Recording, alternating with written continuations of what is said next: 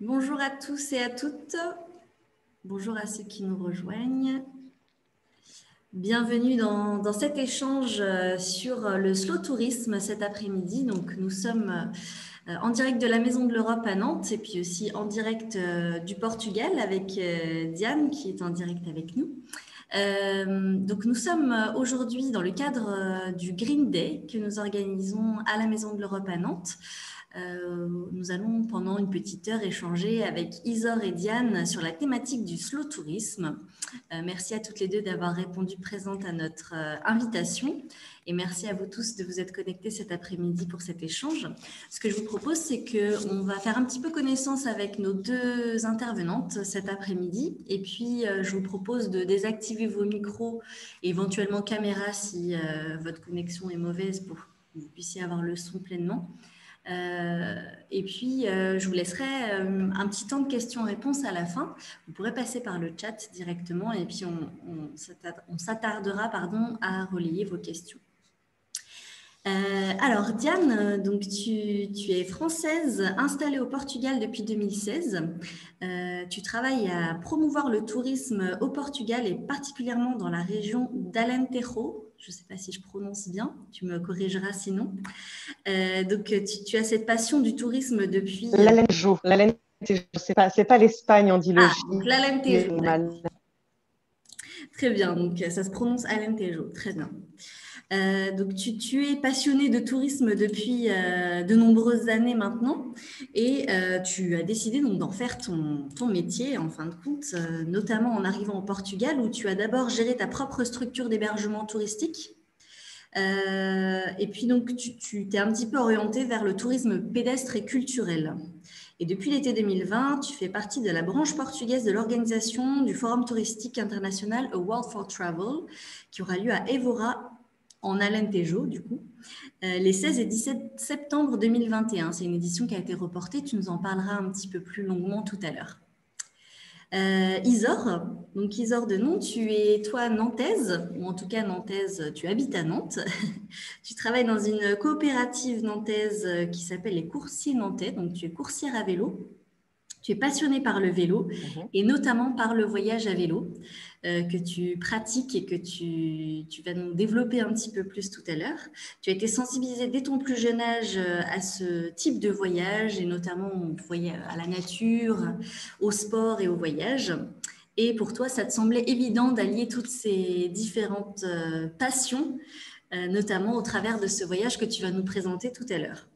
Je ne sais pas si l'une et l'autre, vous voulez compléter un petit peu vos présentations, mais je pense que dans l'échange qu'on va avoir, vous allez pouvoir compléter et ajouter des éléments. Alors, du coup, Isor, peut-être qu'on peut commencer plutôt par toi, en attendant peut-être que Diane rétablisse sa connexion, parce que du coup, visiblement, au Portugal, il n'y a pas de connexion. C'est pourtant un pays plutôt connecté, normalement. Là, c'est bon, normalement. Ouais, c'est parfait, on t'entend.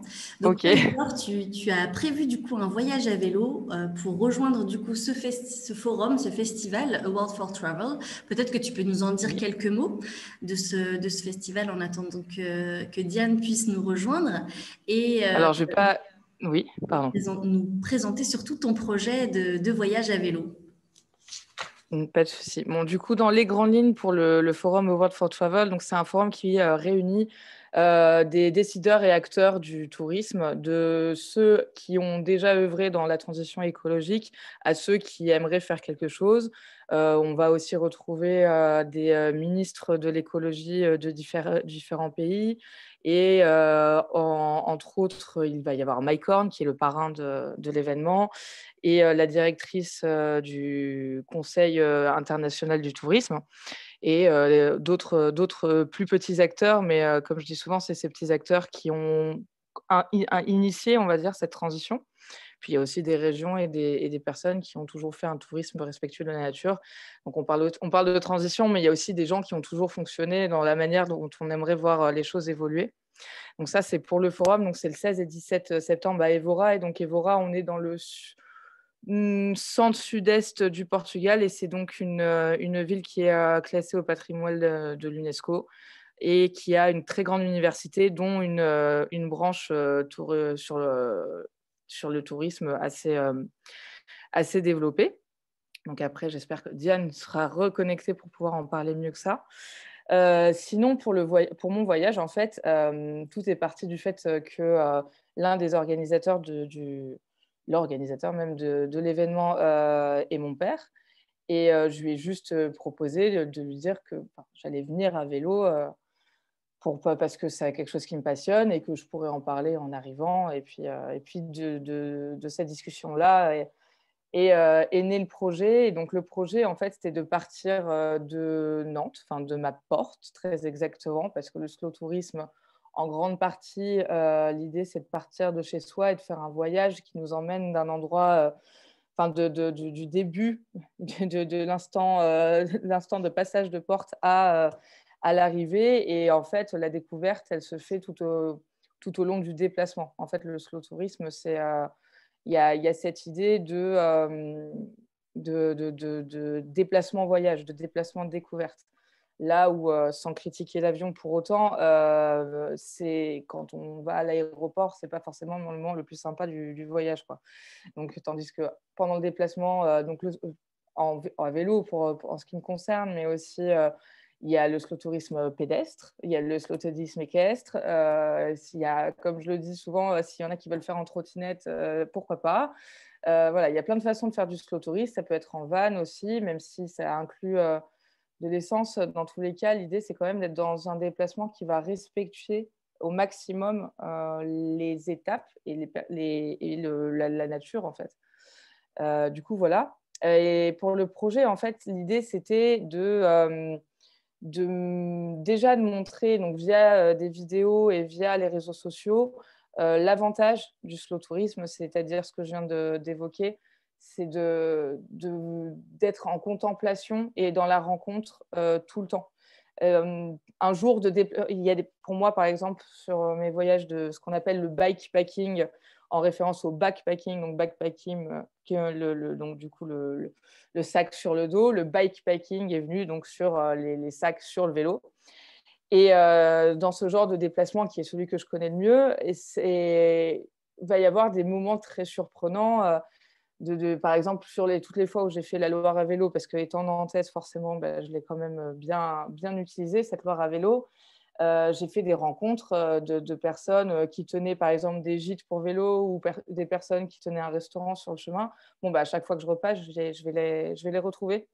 Et en fait, le slow travel, c'est ça, c'est déjà avoir le temps de contempler, parce que là, je vais parler plus du vélo parce que c'est mon moyen de transport, mais à vélo, on a le temps de contempler et en même temps, suivant son niveau, on peut faire 30, 50, 100, 150 km par jour et quand même parcourir des distances assez rapidement, mais en ayant la chance de voir. Enfin, je pense qu'on a tous un jour été à la fenêtre de la voiture pendant des déplacements et de voir le paysage défiler, c'est un plaisir. Et quand c'est à vélo, déjà, on est à l'extérieur, c'est quand même encore plus agréable. Puis on a le temps, en fait. Et puis si on a envie de s'arrêter, c'est pas très compliqué, et de repartir non plus. Du coup, ça, c'est pour qu'est-ce que c'est le slow tourisme, qu'est-ce que moi ça m'apporte et comment je pense que ça peut apporter à tous. Le projet ensuite s'est développé pas qu'autour du slow tourisme, mais des initiatives touristiques qui sont écologiques, mais qui peuvent l'avoir toujours été, ou qui sont dans une démarche de transition vers. En fait, la première fois, donc, comme on l'a dit tout à l'heure, l'événement a été reporté, il aurait dû avoir lieu en mai. Et donc, je suis partie, je ne me souviens plus de la date exacte, mais début avril, et j'avais En mai effectué 2020, 3 semaines. faut Pardon ? préciser du coup, en mai 2020, il devait avoir lieu. Oui, 2020, pardon. Oui, mai 2020. Oui, puisque là, mai 2021, ça aurait été compliqué. Mais du coup, en mai 2020, non, je dis n'importe quoi, pardon. C'était en novembre. En fait, il a été reporté 2 fois. C'était en novembre et je suis partie en septembre, donc rien à voir. Excusez-moi. C'est que la première fois, il aurait dû être en mai 2020. On a décalé à fin septembre ou début octobre. Enfin, je sais plus, il y a eu tellement de dates. Et donc, j'étais partie début septembre. J'ai fait 3 semaines. je suis arrivée à 50 km au sud de Bilbao. Donc là, à ce moment-là, j'avais choisi un itinéraire qui diffère de ce que je vais proposer cette fois-ci. Donc, de suivre ce qu'on appelle la Vélodyssée. La Vélodyssée, c'est une voie vélo qui part de Roscoff et qui va jusqu'à Bayonne. Et ensuite, je prenais l'Eurovélo 1 pour suivre. Alors, pour ceux qui ne connaissent pas, la Vélodyssée et les Eurovélos, ce sont des voies cyclables qui sont en grande partie 100% cyclables ou sinon qui partagent la route, mais dans des conditions assez sécurisées, suivant les pays et suivant les développements. Donc, du coup, la Vélodyssée, c'est une des plus connues avec la Loire à vélo. Elle va traverser les Landes, par exemple. Donc là, c'est une voie cyclable au milieu des pins pendant je ne sais pas combien de kilomètres, mais c'est un plaisir maximal. Et donc, je suis passée par là et j'ai eu la chance d'être sponsorisée par la région de la Nouvelle-Aquitaine et qui m'a permis de rencontrer Diane dit que la connexion est reconnectée. Je fais une petite parenthèse. Et donc, du coup, qui m'a permis d'aller à la rencontre, là, plutôt des acteurs touristiques. Donc, par exemple, le Conseil régional du tourisme de la Nouvelle-Aquitaine, de Bordeaux, des représentants des différentes étapes que j'ai effectuées et qu'on peut retrouver sur la chaîne YouTube de World for Travel. Donc, c'est des étapes que j'ai documentées et dont les montages se sont faits pendant le voyage, ce qui va différer de la prochaine édition, car on va faire le montage après parce que logistiquement, ce sera plus simple. Mais voilà, l'idée, c'était d'aller à cette rencontre-là et donc, ça s'est très bien passé, mais malheureusement, toutes les frontières ont commencé à se fermer, donc je suis rentrée. Et j'ai pu aussi, pendant mon retour, repenser mon voyage dans le sens où là, l'objectif, c'est vraiment de passer du temps avec les personnes qui vont me parler de leurs initiatives. Et là, notamment, donc j'attends le sponsor d'autres régions, mais celle qui est sûre, c'est la région du coup, dont on en parlait, l'Alentejo. Donc l'Alentejo, là où il y a donc, le forum d'Evora. Et donc, je vais vous faire un petit partage d'écran pour vous montrer un peu le parcours. Donc, ce parcours-là, il va... donc, l'Alentejo, je vais vous montrer où est-ce qu'il arrive, au bon endroit. Est-ce que ça partage bien? Alors là, on a plutôt ton petit déroulé de questions. On a ton écran de navigateur. Ah, ça n'a pas transitionné. Alors, si je fais ça... alors, je vais arrêter le partage et le reprendre. Excusez-moi. Ah, voilà, c'est ça que je voulais. Très bien. Donc, je n'ai pas la carte. Ce n'est pas ça. Si. Donc là, vous voyez la carte en fond de la route générale que je vais prendre. Et l'Alentejo se situe ici. Donc, je vais vous montrer. Voilà. Donc ça, c'est mon outil de planification d'itinéraire qui s'appelle Komoot, qui est aussi un de mes partenaires. Et donc là, c'est la partie française, donc je vais passer dessus. Donc c'est la partie qui me permet de retrouver l'Alentejo et de reprendre mon voyage, sachant que je passe par le Périgord pour aller voir une initiative de construction de système son pour vélo, et je vais passer aussi par Toulouse pour aller voir la maison du vélo toulousaine qui est la plus avancée de France et qui propose plein de services qui permettent à un large public de se mettre au vélo et de faire une transition de mobilité dans toute la ville. Mais pour ce qui nous intéresse, donc je vais arriver par là. Donc là, ici, vous voyez, j'arrive par Porto Alegre. Et ensuite, j'arrive à Marvao. Donc Marvao, là, on est vraiment dans l'Alentejo. Et je vais avoir plusieurs étapes tout le long de cette route-là, en finissant par Évora, qui vont m'amener à la rencontre de différentes initiatives pour reprendre le partage. Et ces initiatives sont... donc, je vais reprendre ma petite tête.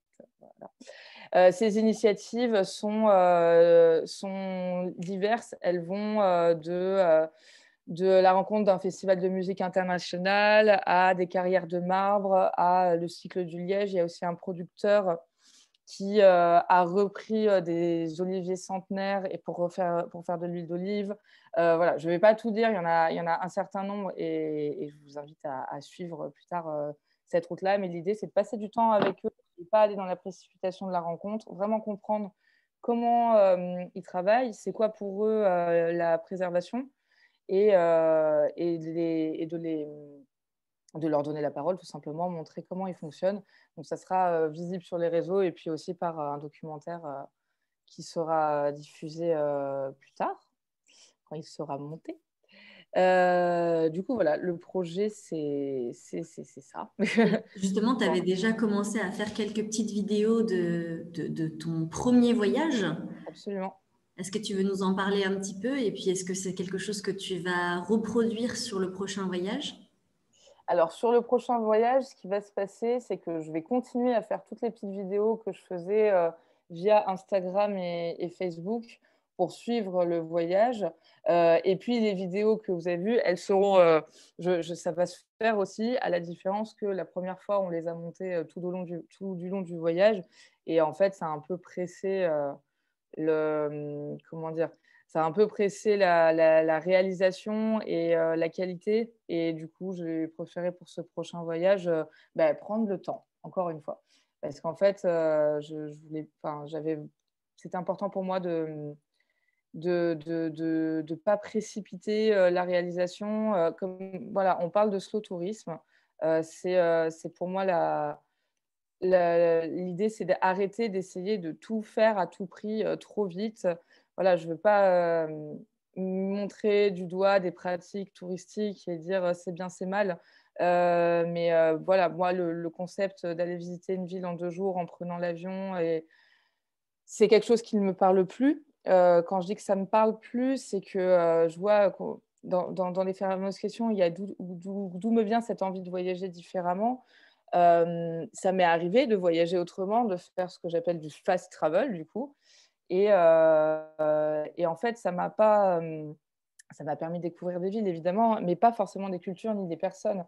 Ensuite, j'ai entrepris un voyage en Inde de 3 mois. Je suis surtout allée vivre dans d'autres pays. Et la différence entre la rencontre quotidienne des personnes et la découverte d'une culture dans un rythme lent, me paraît beaucoup plus pertinente plutôt que de faire ce que j'appelle un go fast touristique. Même si ça a des avantages. Je veux dire, si on a envie d'aller visiter Rome et ses musées, évidemment, on peut se faire tous les lieux touristiques romains et en prendre plein les yeux et avoir une leçon d'histoire en super rapide. Pour autant, est-ce qu'on aura rencontré les Romains, les Italiens, leur façon de vivre et tout? Je ne pense pas. Et du coup, voilà, moi, c'est comme ça que cette transition s'est faite. Et c'est surtout parce que dans ma vie, à la fin de mes études, je suis allée vivre à Barcelone.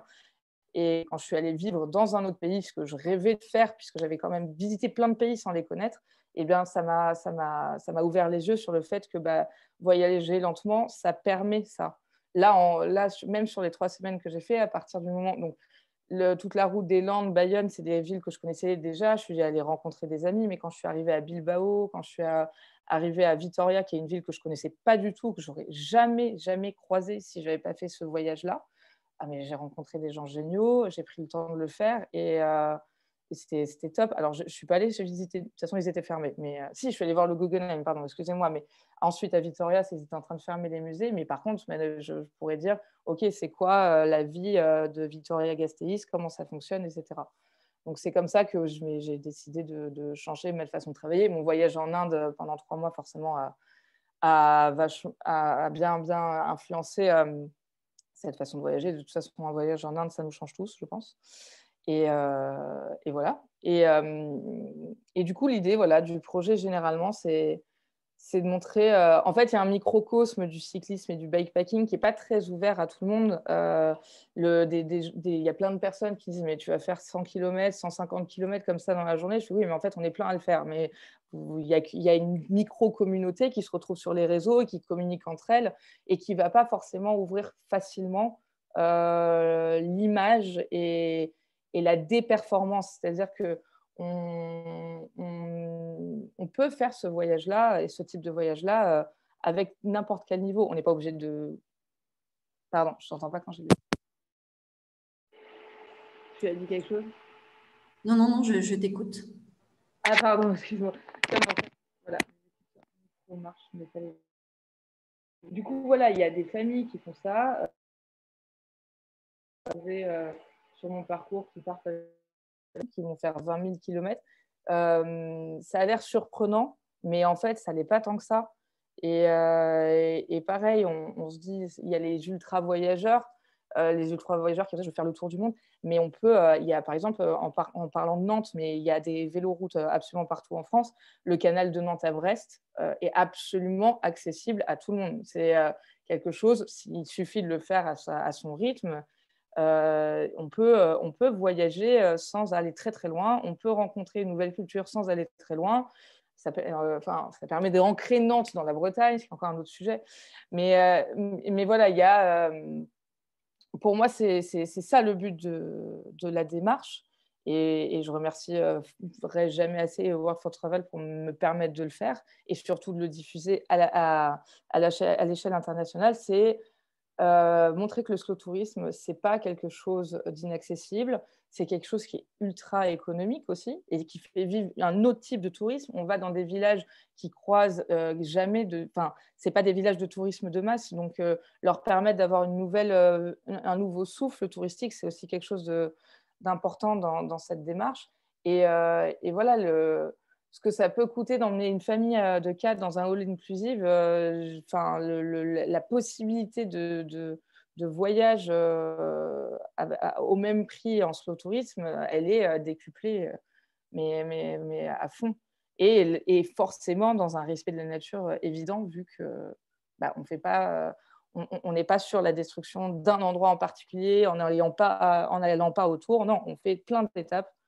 Et ça permet en fait de refaire vivre le tourisme, de faire un tourisme conscient, écologique, et aussi de découvrir ce qu'il y a autour de chez nous.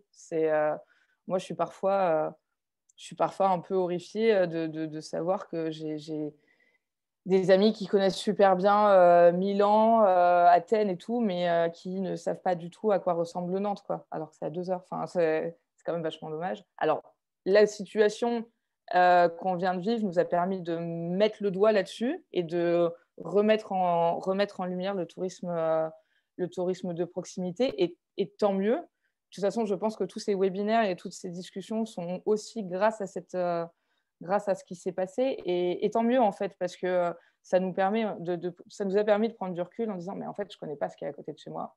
Et même dans ces fameux 100 km qui nous ont été imposés à un moment, voilà, moi, je suis allée dans un endroit où je ne serais jamais allée. Donc, le slow tourisme, c'est ça aussi. On n'est pas obligé d'aller au bout de la planète pour faire des rencontres et pour découvrir de belles choses. Et justement, avec cette pandémie qu'on a vécue, effectivement, la question se pose maintenant de voyager autrement. On l'a vu par exemple avec Venise, des villes qui accueillent normalement un tourisme de masse, voilà, un tourisme important. Avant de laisser la parole à Diane, qui nous a de nouveau rejoint. Rebonjour Diane. Désolée pour les petits problèmes d'informatique, mais c'est très intéressant de t'écouter, Isor, en tout cas. Pas de problème, on s'adapte du coup. Il y a une question du coup dans le chat. Je prends le parti de la poser maintenant pour toi, Isor. Peut-être pour toi aussi, Diane, si tu veux y répondre. La question, elle vient d'Olivier qui demande si vous en savez un peu plus sur la gouvernance européenne de Eurovélo, dont la partie française est Vélodyssée, mais effectivement, dans les autres pays européens, il y a donc des ramifications de cette route. Et il y a une très belle dynamique portée par les associations de cyclistes en Europe.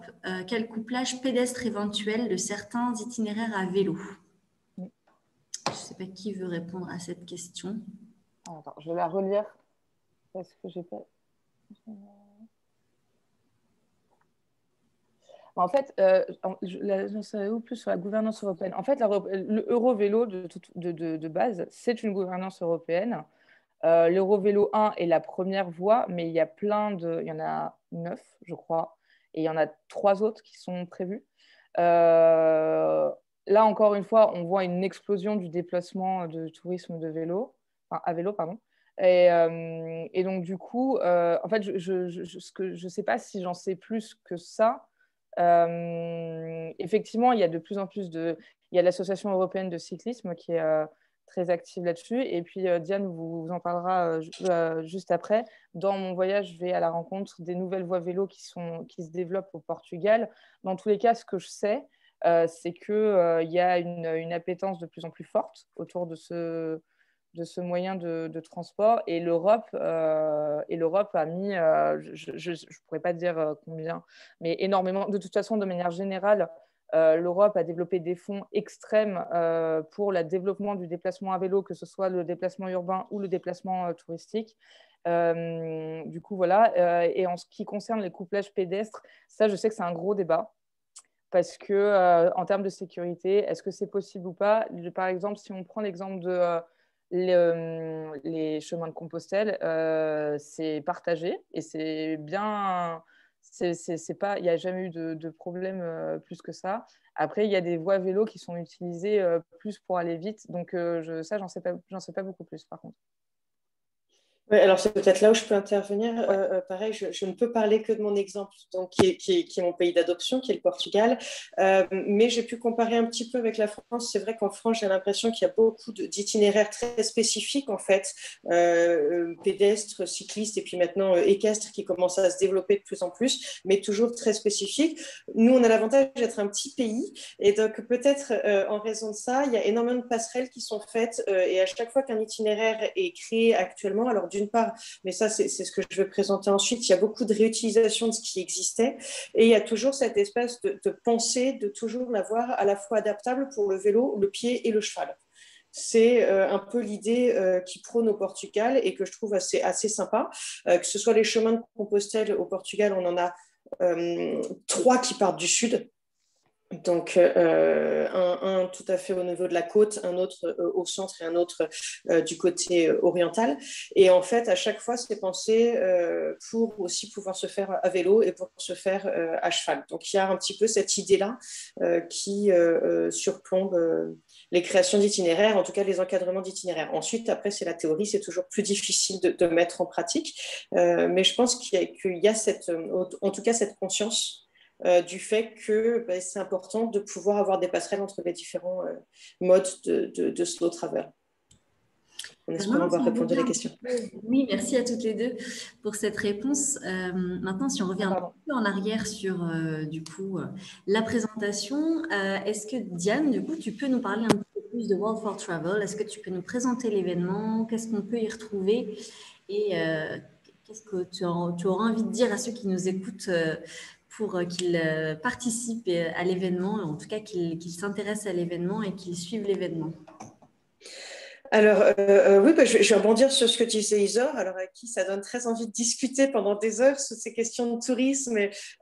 En fait, World for Travel a été pensé avant la pandémie. Donc, c'est ça qui est intéressant parce que finalement, quand ça a été pensé au départ, il y avait cette volonté déjà de pouvoir penser le tourisme autrement. C'est-à-dire que déjà avant la pandémie, quand l'organisation de World for Travel s'est mise en place, donc avec le secrétaire général Christian Delon et puis la secrétaire d'État au tourisme portugaise, Rita Marques, quand ils ont commencé à penser l'organisation de ce forum au Portugal, l'idée justement même de faire ce forum au Portugal et pas dans un autre endroit du monde venait de là. Alors je ne sais pas si Isor, tu peux peut-être partager l'écran avec la présentation si ça ne te dérange pas.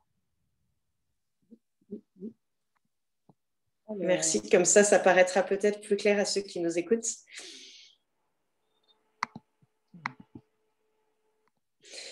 Donc en fait, pourquoi le Portugal a été choisi? C'est une question qui peut tout de suite perturber un petit peu parce que le Portugal n'est pas forcément donc, le plus grand pays d'Europe. Et en fait, c'était... Alors non, c'est pas celui-là. C'est la présentation du forum, s'il te plaît. Ah, pardon, excuse-moi.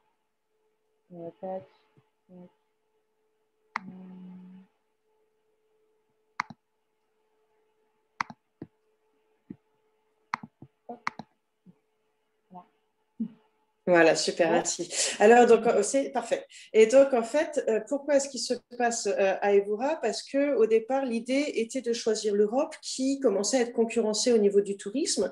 Et ce constat que dit Isor, c'est-à-dire qu'on n'a pas besoin d'aller à l'autre bout du monde pour parler de tourisme. On peut parler de tourisme près de chez nous. Et c'est pour ça qu'ils avaient choisi de se baser en Europe. Et ensuite, le Portugal est un pays qui, en termes de tourisme, a montré une politique très innovative triste en français les dernières années. Et donc, c'était assez inspirant comme exemple de voir un pays qui pourtant a subi la crise se relever comme ça et mettre en avant un tourisme proche des gens, proche du côté humain, proche de ressources de base telles que la gastronomie, telles que la culture en fait. Et donc, c'est tout ça qu'ils voulaient mettre en valeur. Donc, si tu peux continuer voilà, à faire tourner. Donc, World for Travel s'est voulu ainsi un événement donc, annuel qui rassemblait les décideurs du monde du tourisme et des voyages, dans le sens où ce qu'il nous fallait, c'était créer un impact. Surtout une fois que la pandémie s'est mise en travers de l'organisation de ce forum. Donc, au lieu de voir ça comme une difficulté, on a vu ça aussi comme créatrice d'opportunités, parce que la pandémie nous a montré, comme disait Isor, quels étaient les problèmes du tourisme actuel. Et donc, pour transformer le monde des voyages pour préserver la planète, il fallait qu'on parle à ceux qui ont un pouvoir de décision. Et c'est pour ça que World for Travel, au départ, se focalisait plus sur les décideurs. Hein, et ensuite, essayer de transformer justement les problèmes du tourisme en opportunités, un peu comme nous a obligés à le faire la pandémie ces 2 dernières années, on peut dire, puisque ça fait déjà un peu plus d'un an qu'on est dans cet état de pandémie. Alors, si tu peux continuer, s'il te plaît. Donc les intervenants, on a des intervenants qui vont venir de tout le monde dans la mesure des pays disponibles, même si en présentiel, on va être limité aux speakers, donc, qui font quand même un panel de jusqu'à 350 personnes, hein, speakers, la presse, l'équipe, etc. On a en particulier, par exemple, Mike Horn, qui est le parrain de l'événement, donc qui est connu pour l'exploration et pour cette façon de voyager justement un petit peu différemment du cadre. Mais on a aussi des intervenants régionaux, institutionnels. On a des personnes du secteur privé, du secteur public, des ONG, des milléniums. Donc des jeunes qui vont pouvoir aussi donner peut-être un éclairage un peu différent. Donc l'idée, c'est d'essayer de rassembler tous ces gens et de se dire, bon, maintenant, on fait quoi? Comment est-ce qu'on change le tourisme pour qu'il devienne justement plus respectueux, plus responsable, qu'il puisse amener du positif et pas du négatif là où il se déplace. Ensuite, s'il te plaît. Merci. Donc, le lieu Evora, alors comme ça, vous voyez ma jolie ville. Donc, Evora, c'est en fait idéalement situé en plus parce que c'est accessible par tous les moyens. Donc, même en vélo, Isor le montre. Mais c'est aussi accessible en train, en bus. C'est à 1 heure et quelques de Lisbonne, 1 heure et quart, 1 heure et demie.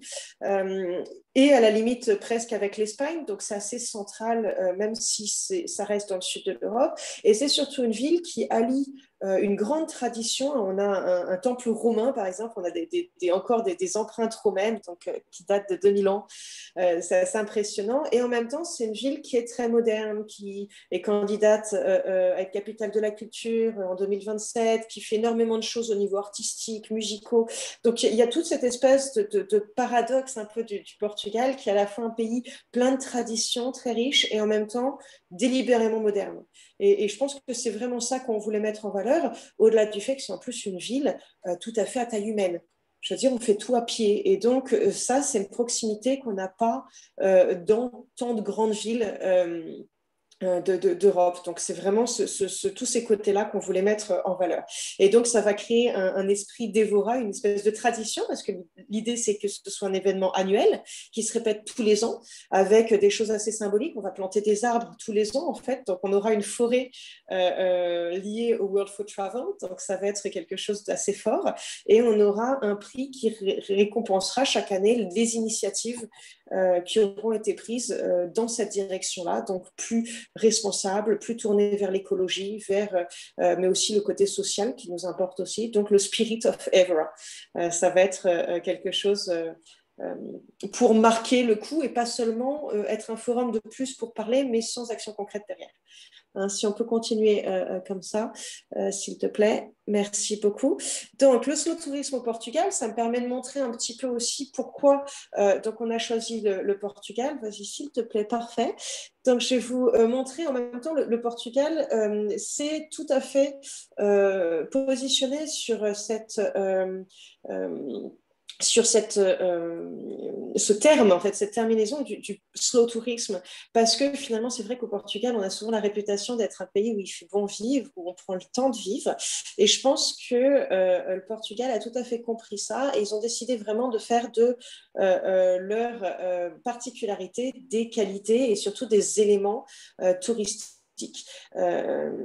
Et c'est pour ça que le tourisme, c'est plus forcément un gros mot, c'est quelque chose aussi qui peut préserver ce que vous avez déjà. C'est pas forcément un gommage de vos spécificités. Au contraire, on peut faire de vos spécificités des richesses. Et c'est ce qu'a compris le Portugal, par exemple, avec cette campagne que je voulais vous montrer. Alors, c'est sous-titré en anglais, mais il y a très peu de mots.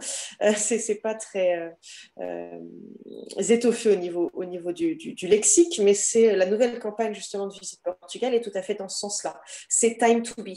Donc, c'est le temps d'être, le temps de faire les choses, le temps, voilà, prendre le temps de vivre le tourisme de manière différente. Alors, je vais laisser voilà, la vidéo se mettre. It's time to start. It's time to bring ourselves back from where we stopped. Time to be again. To reappear, collect, reward, and ignite. It's time to start. From scratch, it's time to shake the surface and dive beyond. To become a believer. To trust that the strength of a single drop can flip the whole tide. Stop the pause. It's time to start. Time to cheer for the ones who lead the way. Godspeed. To be or not to be. It's time to ask. Answer the call. Answer everyone. And be whatever you are. Be rather unwritten. The untold. Be bold. It's time to start. Time to put salt into the wound and heal. This is the real deal. It's time to start. And paddle so hard that we become the current. This is the time to open our eyes in deep waters. Be brave. Be the wave. It's time to surf.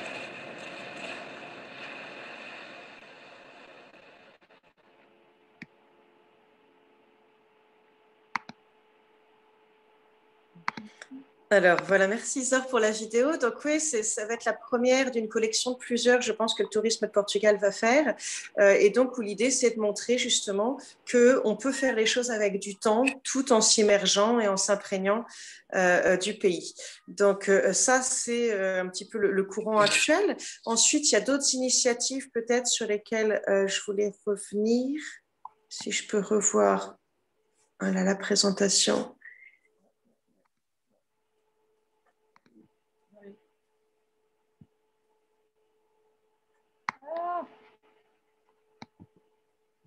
Excusez-moi. Non, mais la technologie ne nous aime pas beaucoup aujourd'hui, je crois. Il y a des jours comme ça. Il y a des jours où tout fonctionne bien et puis des jours où ça ne va pas. Voilà, super. Donc voilà, ça c'était pour le point. Et donc on va juste continuer. Je voudrais juste vous présenter alors, un petit peu en profondeur de quoi on parle concrètement, parce que là, c'était donc une campagne générale, hein, c'est une campagne à l'échelle du pays. Je vais prendre donc, sur l'exemple de ma région, qui est l'Alentejo. Donc, l'Alentejo, c'est toute cette région qui est à droite de Lisbonne, au-dessus de l'Algarve. Tout le monde connaît l'Algarve, qui est le sud du Portugal. Mais donc, nous, on est une grosse région agricole qui est au-dessus et qui est magnifique. L'Alentejo, agricole, culturelle, historique.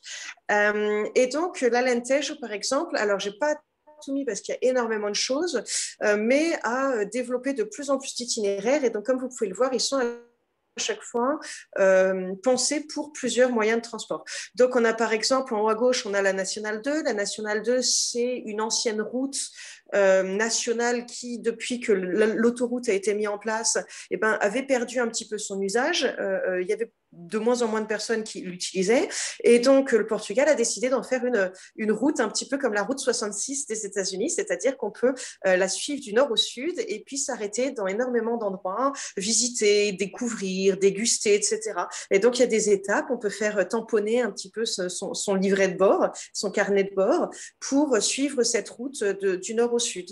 On a les chemins de Saint-Jacques de Compostelle. Donc, c'est vrai que vous connaissez plutôt les chemins de Saint-Jacques qui viennent du nord, donc du côté de la France ou à la limite de Porto, mais on a 3 chemins de Saint-Jacques qui ont été mis en place dernièrement et qui viennent du sud.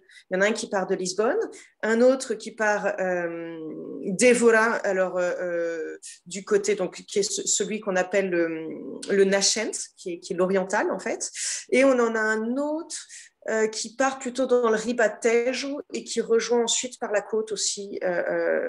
Donc, on a 3 possibilités comme ça de remonter. À chaque fois, ça a été pensé donc, pour les 3 moyens de transport, donc vélo, pied, cheval.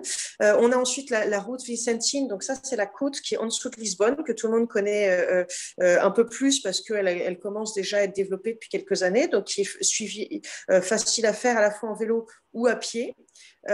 Cycling Portugal, ça c'est tout un réseau de bicyclettes dont Isor va un peu profiter pendant son tour, avec des parcours régionaux, des grandes routes et aussi des points d'assistance. Parce que c'est toujours ce qui est un peu problématique quand on fait du slow travel, c'est où est-ce qu'on s'arrête, est-ce qu'on va trouver des choses pour se restaurer, pour dormir. Et donc en fait, tout a toujours été pensé en réseau, c'est-à-dire que vous pouvez suivre des itinéraires et vous arrêter à différents endroits, avoir de l'assistance. Par exemple, quand vous êtes en bicyclette, c'est pratique d'avoir des points d'assistance sur le trajet pour pouvoir réparer, je ne sais pas, une roue, des freins, des choses comme ça qui pourraient arriver à s'user durant la route. Et ensuite, on a le dernier que je vous présenterai un peu plus en détail, c'est la grande route du Montado, que j'aime beaucoup parce qu'en fait, c'est donc un des derniers projets qui est en train de naître et de voir le jour en Alentejo. Et en fait, ils prennent vraiment en compte tout le côté environnemental. C'est d'ailleurs les clés un peu de ces différents itinéraires, hein, donc c'est juste en dessous, les différentes clés de ce slow tourisme. Isor, s'il te plaît. Hop, voilà, les différentes clés, en fait, c'est qu'à chaque fois, ils prennent en compte les spécificités à la fois environnementales et humaines. Ils ne font pas des choses sorties de leur région ou sorties de leur contexte. Ils essayent vraiment de coller à ce qui existe. C'est-à-dire que, par exemple, sur la route Vicentine, qui est plutôt près de la plage, il y a beaucoup de portions qui vont être sur pilotis ou avec des constructions en bois parce qu'il y a des dunes et donc il faut les protéger. À l'intérieur des terres, ça va être pensé différemment. Hein, donc, il y a toute cette prise en compte environnementale et puis humaine. C'est-à-dire que c'est important d'intégrer les habitants dans les routes, que ce soit par les associations locales de cyclistes, que ce soit par les locaux. Et enfin, fonctionner... oui, réutiliser l'existant, c'est-à-dire qu'il y a donc dans tous ces projets, c'est souvent des anciennes routes, soit de bétail, soit agricoles, soit dans le cas, par exemple, de la grande route du Montado, c'est des anciennes voies ferrées qui ne servent plus. Et donc, plutôt que de ne rien faire, l'idée, c'est de tout réutiliser pour fournir des circuits pédestres et cyclistes. Voilà, donc réutiliser l'existant dans la mesure du possible. Et enfin, le fait de fonctionner en réseau, c'est de permettre à tout le monde d'avoir des liens entre ces différentes institutions. Alors, pour vous montrer un peu de façon concrète, donc on va peut-être s'attarder, je voudrais m'attarder en particulier sur en particulier les 2 exemples dont j'ai parlé. Donc, Grande Route du Montado, ça c'est le PDF dont Isor vous a montré un petit clin d'œil qu'on va regarder maintenant. Et ensuite, Portuguese Trail, qui est en fait une interface qui vous permet d'organiser tout votre parcours en slow tourisme au Portugal. Donc, on va commencer par celui-là. Alors, c'est en portugais, mais je vous fais la traduction. C'est assez simple, comme il y a pas mal d'images. En fait, donc, c'est le projet qui a été monté pour, en plus, que ça fasse partie de l'UNESCO, parce qu'on a toute cette plus-value. Donc, si tu peux descendre un petit peu, comme ça, vous allez comprendre un peu les problématiques. On est dans une région, par exemple, donc, qui est marquée ici, qui est très rurale, qui est de densité assez basse. Et donc, l'idée, c'est de relier en fait ces différentes communes, ces différentes collectivités. Hein, donc, si tu veux descendre un petit peu plus.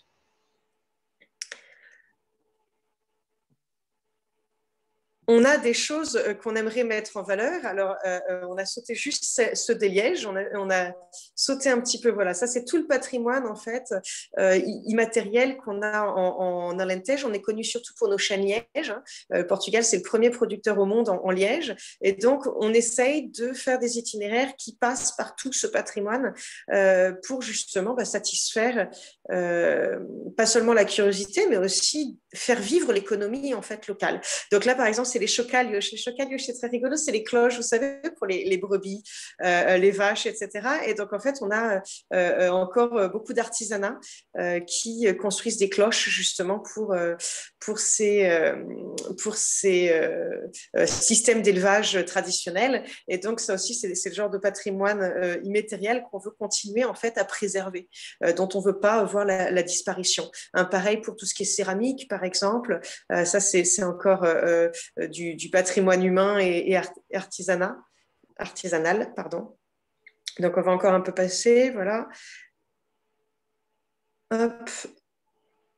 Voilà, et donc en fait, vous voyez à quel point, en plus, c'était quelque chose qui manquait dans une région où, là, on voit bien par rapport à la question, donc c'était Olivier tout à l'heure qui posait une question de comment le réseau s'organisait. Donc on voit bien comment au Portugal, il y avait beaucoup de choses qui commençaient à être développées. Dans notre région, l'Alentejo, c'est vrai que c'est très nature et il n'y avait pas encore beaucoup de choses, donc c'est venu combler en fait un manque de nature et un manque de chemin organisé, on va dire. Et donc, on s'est basé sur ce territoire. Vas-y, Isor, s'il te plaît. Voilà. On voit presque tout le parcours d'Isor sur cette carte, c'est génial. Et en fait, tous ces traits que vous voyez noirs, c'était tout le réseau ferré, en fait. C'était les anciens réseaux ferrés qui ne fonctionnent plus. Et donc, l'idée, c'est de relier toutes les régions entre elles pour justement éviter comment dire, lutter contre aussi l'isolement des campagnes, des zones rurales. Donc, il y a tout ce projet-là. Donc, si on peut descendre un petit peu encore. Hein, et de lier au chemin de Santiago, de lier à tous les chemins qui existent déjà. Et toujours avec cette idée en tête de pouvoir être accessible à tout le monde. À vélo, à pied, à cheval. On a énormément d'activités de birdwatching aussi, c'est pour ça les jumelles, hein, donc tout ce qui est observation d'oiseaux, observation de faune et de flore. Et on a aussi le côté rivière, parce que même si on n'est pas tout à fait près de la mer, on a énormément de fleuves et de rivières dans le centre du Portugal. Et donc, il y avait aussi cette variante-là qu'il fallait prendre en compte. Parce que le slow travel, ce n'est pas seulement sur terre, ça peut être aussi en canoë, ça peut être aussi le long des fleuves et des rivières. Alors, si tu peux, c'est quasi fini. Hop, voilà. Et donc, on a plus de 1000 km de parcours, hein, donc 180 km de voies ferrées qui ont été réutilisées pour arriver à faire ce circuit. Donc, on peut passer ensuite. C'était d'avant, mais c'est pas grave. Donc voilà, ça c'était juste pour un des projets qui voit le jour en ce moment, pour mettre en valeur en fait tout ce côté voilà, humain, géographique, naturel, etc. Et donc ensuite, comment est-ce que vous, en France, vous pouvez organiser votre itinéraire de slow travel? Et ça, c'est un peu la question à laquelle ils répondent aussi avec le site internet que je voulais vous montrer un petit peu. Donc, Portuguese Trails, c'est en fait une espèce d'interface où vous pouvez définir, alors je ne sais pas si tu peux partir.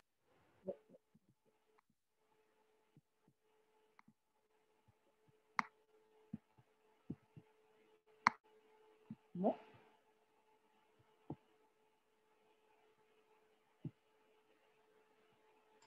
Allô?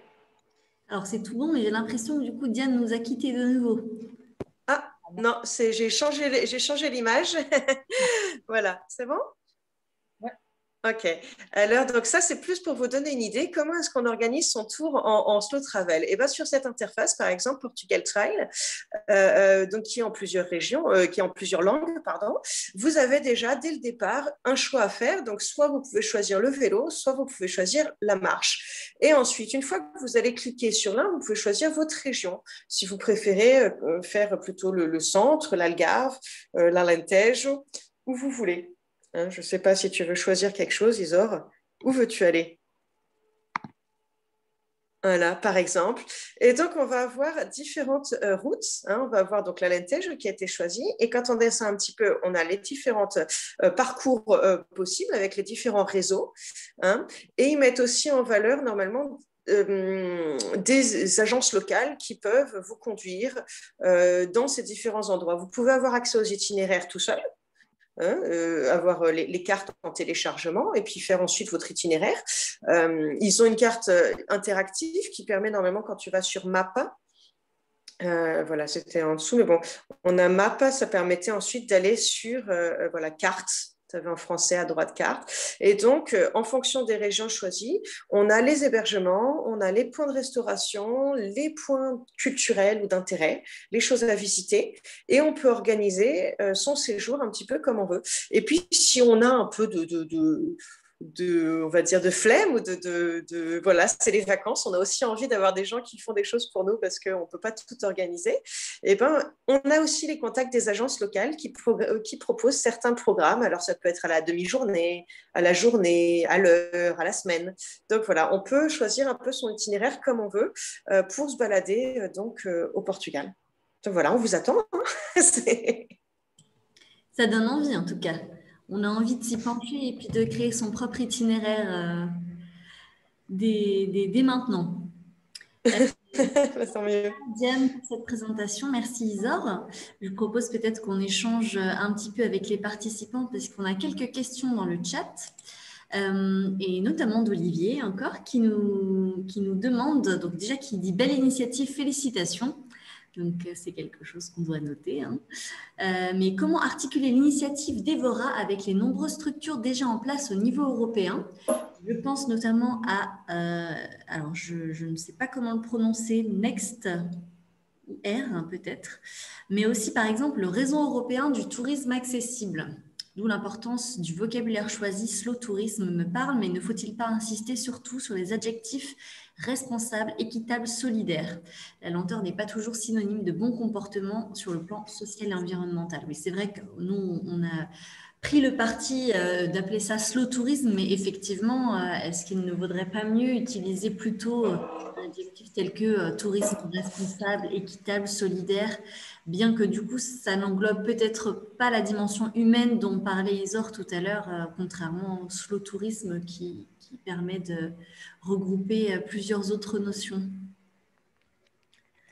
Alors oui, je suis assez d'accord. Après, c'est vrai que moi, je ne peux pas parler pour le nom du webinaire, mais pour le forum, en tout cas, on est axé en effet sur le côté éco-responsable, sustainable en anglais.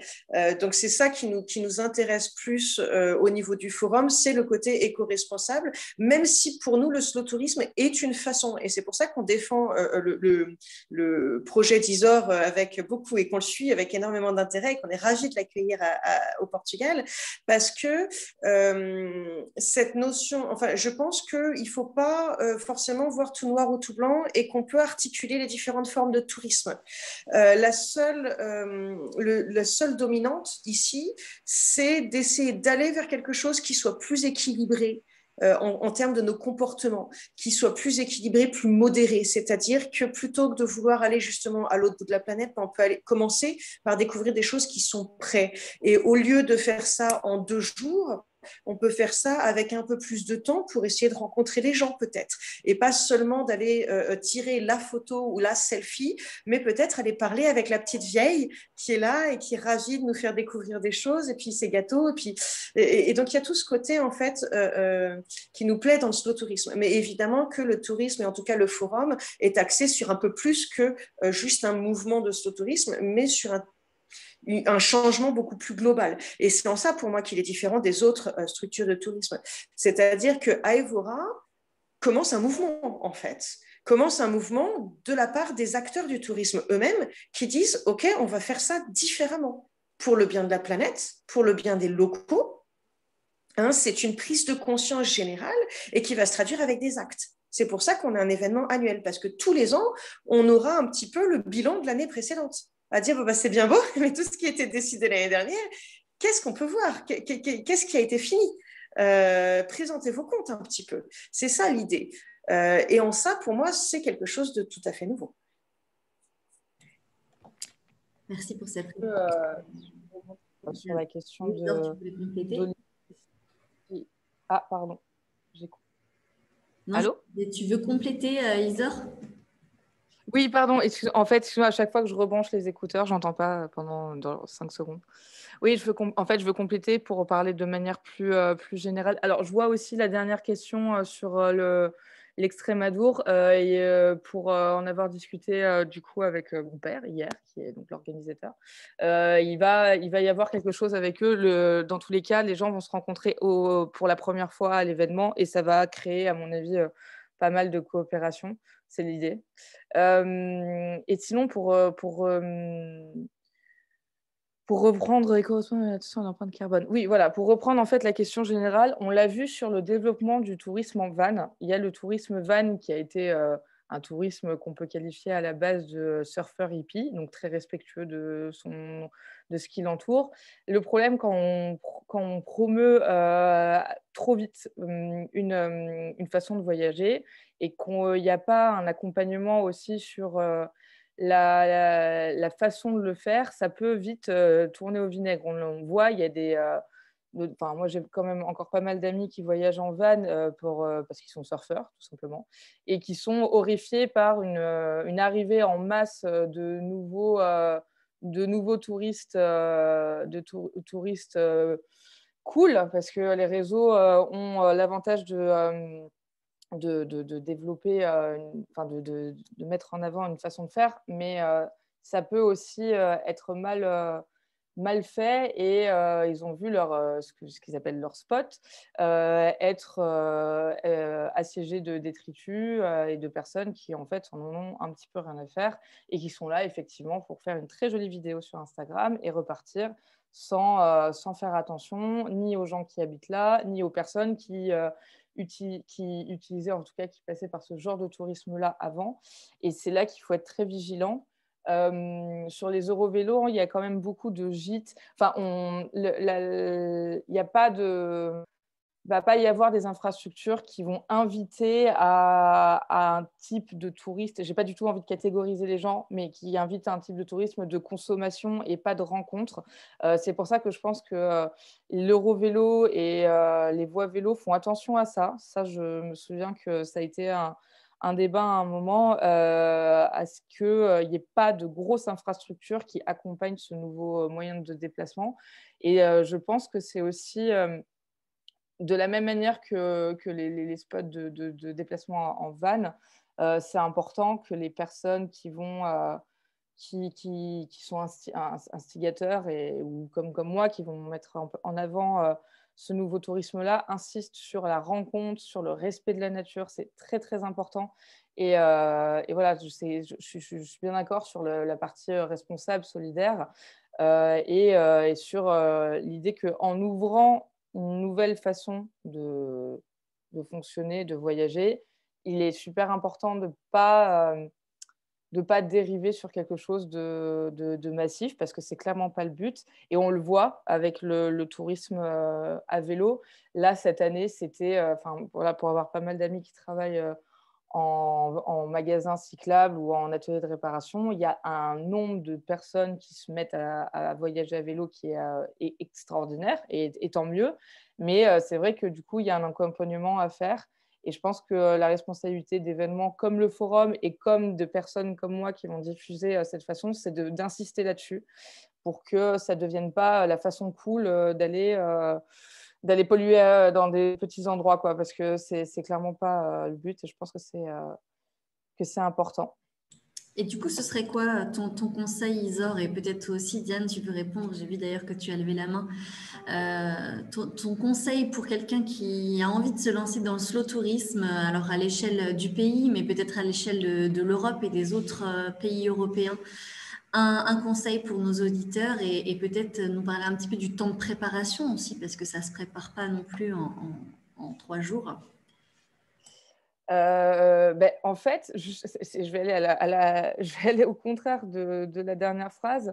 Je pense que le conseil, c'est d'expérimenter et d'aller, mais sur quelque chose de petit. J'ai une amie, je vais prendre un exemple tout bête. J'ai une amie qui n'avait jamais fait ça et qui me dit qu'est-ce que tu me conseilles? Je lui dis donc de Nantes. Je lui dis, va, fais la Vélodyssée, mets-toi un objectif facile, va jusqu'à Royan, peut-être aller jusqu'au Landes si tu veux, mais vas-y tranquille.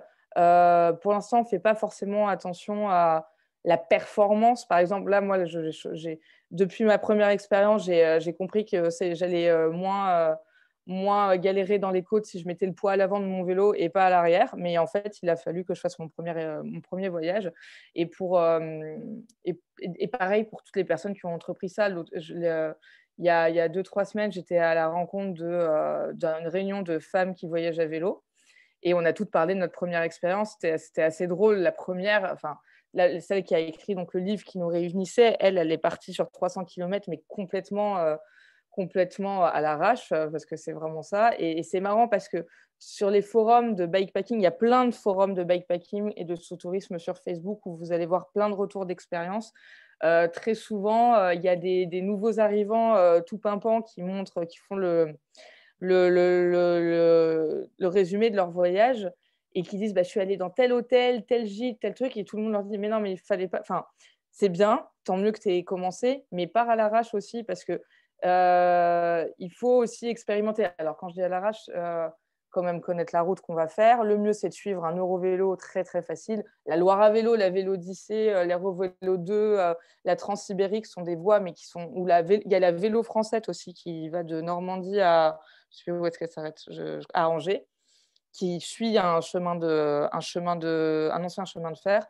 Elles sont tellement indiquées que vous n'avez pas besoin de GPS. Il n'y a pas besoin de se prendre la tête. Vous pouvez regarder autour de vous. Et moi, mon premier conseil, c'est faire un voyage, même 3 jours. 3 jours, c'est déjà très, très bien pour expérimenter, savoir si le vélo est bon ou si les chaussures sont bonnes. C'est de ne pas commencer trop gros et d'y aller lentement. Il y a des âmes de sportifs qui vont se dire je vais faire le tour du monde, ça existe. Il y a des gens qui ont fait leur premier voyage à vélo et qui sont allés jusqu'à Istanbul, mais c'est des sportifs de base. Il ne faut pas se dégoûter d'une activité. C'est comme n'importe quelle activité dans laquelle on veut se lancer. Il faut y aller tranquillement et penser au confort avant de la performance.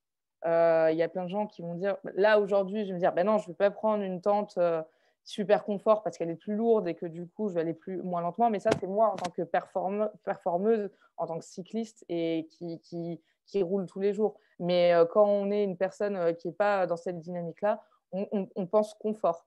C'est 30 km pour commencer, c'est la tente sympa, le matelas qui est un petit peu plus lourd mais sur lequel on va bien dormir parce que l'idée, c'est déjà d'appréhender juste l'expérience et pas forcément aller dans la technicité directement. Voilà. Diane, tu voulais rebondir peut-être? J'ai vu que tu avais levé la main. Oui, je voulais rebondir en fait sur une des questions tout à l'heure et puis même en fait faire suite à ce que tu dis, Zor, parce que parfois les gens se demandent comment faire. Et c'est vrai qu'en fait, ça nous paraît compliqué parce qu'on n'a pas l'habitude en fait de se creuser la tête par rapport à ces prérogatives-là. C'est-à-dire que par exemple, quand on parle de l'empreinte carbone du forum, par exemple, ou des participants, l'idée c'est la même que pour le slow tourisme, c'est faire simple, faire à côté, faire des choses qui paraissent en fait. Mais au départ, quand on a commencé à organiser ça et qu'on a dit d'abord on voudrait pas de plastique. Tout le monde nous a regardé avec des yeux ronds parce que comment on fait les choses sans plastique? Comment est-ce qu'on met une soupe comment est-ce qu'on fait des déjeuners? Et donc il a fallu tout repenser de façon différente, mais ça ne veut pas dire que c'est plus compliqué en fait. C'est juste qu'on a perdu l'habitude. Et dans le voyage, beaucoup de fois en fait, on a perdu l'habitude de faire autrement. C'est un peu comme l'idée de comment on faisait avant les GPS et avant les téléphones. Je me suis rappelé il y a peu de temps que j'avais utilisé des cartes routières à la fin de mes études pour vaguer, etc. Mais ça, c'est des choses qu'on a perdu l'habitude de faire. Mais pour le forum, c'est pareil. Quand on me demande l'empreinte carbone du forum ou des invités, ça a été très dur à faire accepter, surtout parce que c'est la première édition, que les choses allaient être comme ça, qu'on allait essayer d'être intransigeant, même dans l'organisation de l'événement lui-même. Donc, par exemple, pour les déjeuners, c'est des producteurs locaux. qui nous fournissent directement les aliments. Donc, c'est quelque chose qu'on appelle du kilomètre zéro, quoi. C'est les producteurs qui vont nous fournir les déjeuners qui vont être mis en place par les bénévoles de l'université, etc. Et tout ça va être dans des lunchbox mignonnes, en carton, tout ça. Et tout va être sans plastique. Mais il a fallu se creuser la tête pour trouver d'autres solutions. Et le tourisme, au départ, ça nous oblige un petit peu, et c'est peut-être, je pense, la richesse du voyage, c'est que ça nous oblige à nous poser des questions et à dire, alors attendez, comment est-ce qu'on fait différemment? Et parfois, ça commence tout simple, juste à côté de chez soi.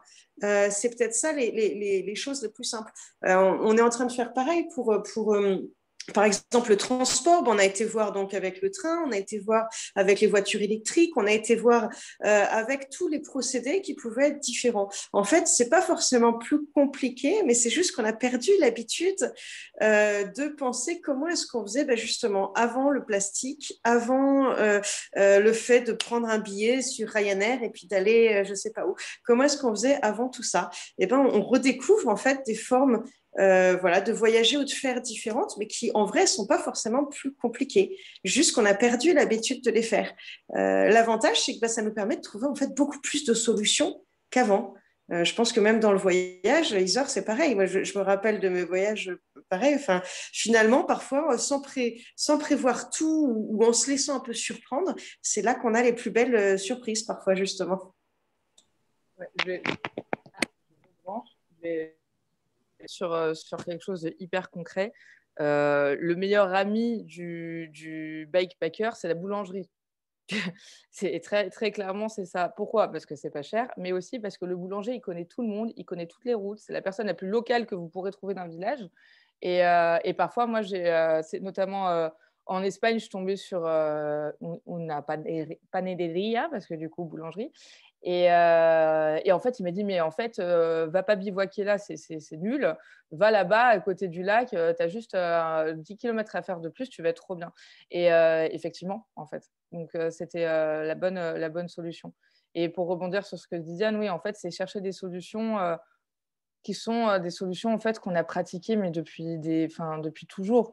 Le bivouac, la façon de voyager, si on remonte il n'y a pas si longtemps, elle était hyper basique. Je veux dire, avec un réchaud, un bol en fer, vous pouvez faire des œufs durs, des pâtes, du café. Enfin, je veux dire, c'est aussi bête que on n'est pas, par rapport au plastique, parce que c'est vrai que moi, j'arrête pas de me creuser la tête là-dessus, parce que déjà, d'un point de vue écologique, puis transporter ces déchets, ça fait un transport en plus. C'est de se dire que de revenir à des choses complètement basiques, quoi. Et pour revenir aussi à comment on commence, moi, c'est vrai que je me rends pas compte parce que je le fais super naturellement, mais je vais bivouaquer très souvent. Alors, on a de la chance à Nantes, on est très vite dans la nature et puis il y a des lieux magnifiques pour le faire, tant la mer que des lacs et que de la forêt. Mais très souvent, on va bivouaquer avec des amis juste un soir. Et en fait, juste un soir, c'est une déconnexion assez folle. Et faire un feu, se faire griller un poisson qu'on vient de pêcher et juste ramener une petite tomate à côté, ça nous reconnecte vraiment à quelque chose de simple et de pas compliqué, en fait. Revenir à des choses simples, prendre le temps et aller du coup vers l'humain. Ce sont de sages conseils. S'il n'y a pas d'autres questions, on va conclure cet échange avec la dernière question qu'il y a dans le chat et qui fait bien la conclusion de tout ce que vous avez pu dire jusqu'à présent. Quels sont vos espoirs concernant le slow tourisme? Quelles évolutions espérez-vous? Ça sera le mot de la fin. Alors, je vais peut-être commencer pour laisser la conclusion à Isor. Mais ouais, je suis contente d'avoir vu cette question, mais je pense que c'est une prise de conscience qui ne fait que commencer. Et je pense que la pandémie nous a rendu conscients du fait que voyager, c'est bien, mais on a besoin des autres, on a besoin d'humain, on a besoin de social, on a besoin de tout ça, encore plus que de l'inconnu. Et donc, je pense que c'est lié. On est en train de prendre conscience il faut voyager autrement si on veut continuer à respecter la planète, si on veut continuer à à la préserver pour longtemps. Et donc, il faut repenser le tourisme et peut-être pas forcément voilà, partir plus loin, mais partir peut-être plus longtemps ou avec plus de temps ou avec des gens voilà, qui nous sont chers. Donc, je pense que c'est un mouvement qui commence, qui ne fait que commencer et dont j'espère voir et suivre le développement. Voilà.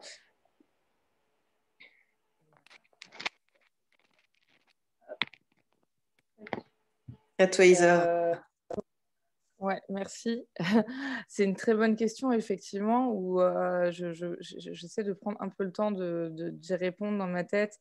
En fait, pour moi, c'est aussi, comme les changements de comportement alimentaire, le slow-tourisme, c'est un peu une des portes d'entrée sur un changement, je pense, de comportement général. Par exemple, plein de personnes me disent, mais t'es mignonne, mais genre, moi, je ne peux pas déconnecter un mois et demi par rapport à mon travail, à mon rythme.